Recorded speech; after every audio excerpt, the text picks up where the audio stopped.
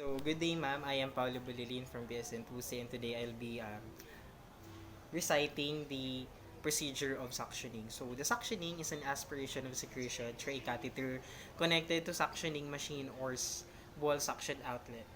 The purpose is to remove secretions, facilitate ventilation, and obtain secretion for diagnostic procedure to prevent infection. The equipment needed are suction catheter, suction machine, NSS solution or sterile water, connecting tubing, towel, two sterile basin, two sterile gloves, stethoscope, pen light, and pulse oximeter. For the procedure, first we have to verify the doctor's order for the size of the catheter, type of solution, airway to be suctioned, nose, mouth, or trachea, and pressure to be used. And after that, that's the time where we can go now to the patient's room. There we have to explain to the client what we are going to do and why it is necessary and how they can cooperate. And inform also them that the suctioning will relieve breathing difficulty and that the procedure is painless, but it may be uncomfortable because it can stimulate gag or sneeze reflex. After that, we have to assess the need for suctioning like the gurgling respiration, restlessness, vomitus in mouth, or drooling. And also assess the patency of the nares. After that, wash hands, observe appropriate infection control procedure.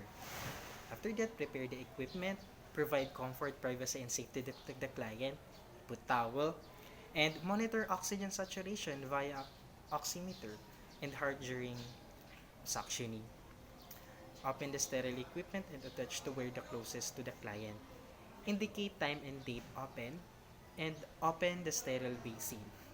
Put an SS solution or sterile water 18 inches above the basin and test suction machine.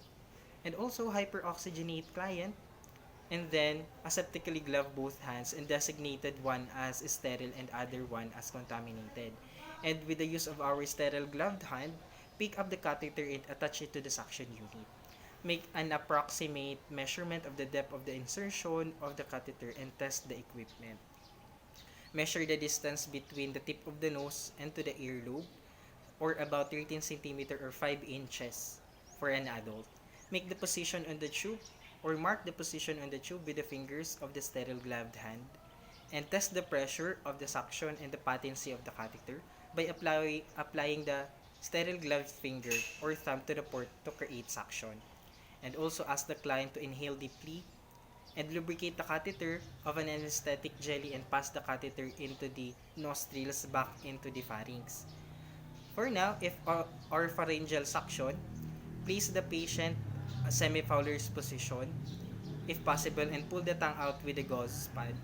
Do not apply suction during insertion, and advance the catheter for about 10 to 15 centimeter or 4 to 6 inches along one side of the mouth into the oropharynx.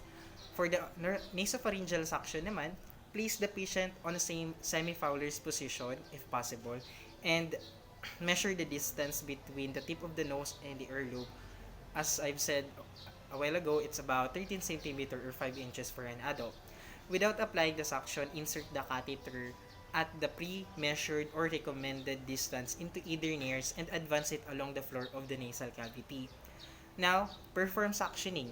Aspirate solution through catheter by placing the top over and over connector or over vent.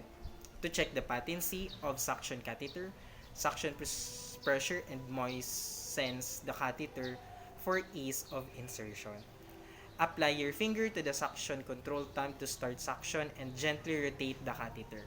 Apply suction for 5 to 10 seconds while slowly withdrawing the catheter to then remove the fingers from the control and remove the catheter.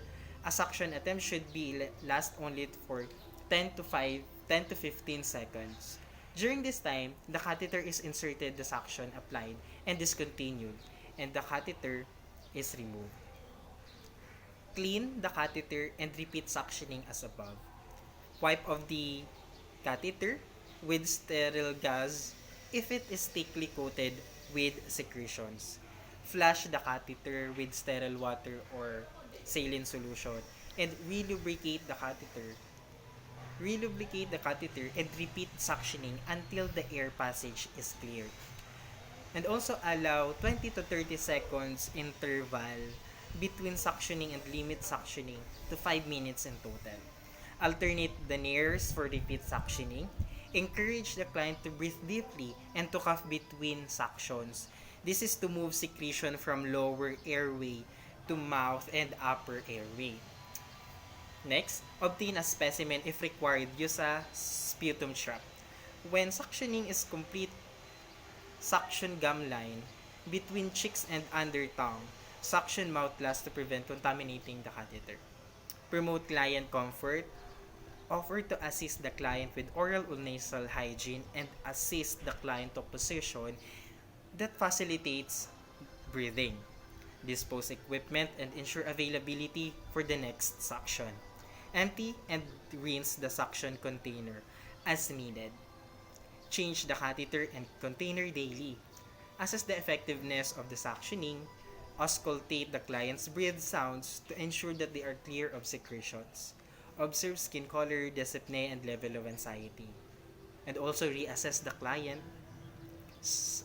if there's a secretions on the mouth or nose. And ask the client if how do you feel right now.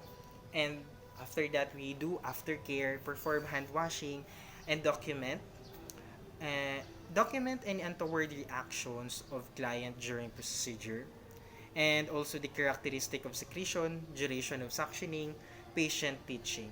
And we also have to do patient teaching. And that will be all, ma'am, for the procedure of the suctioning. Once again, good day.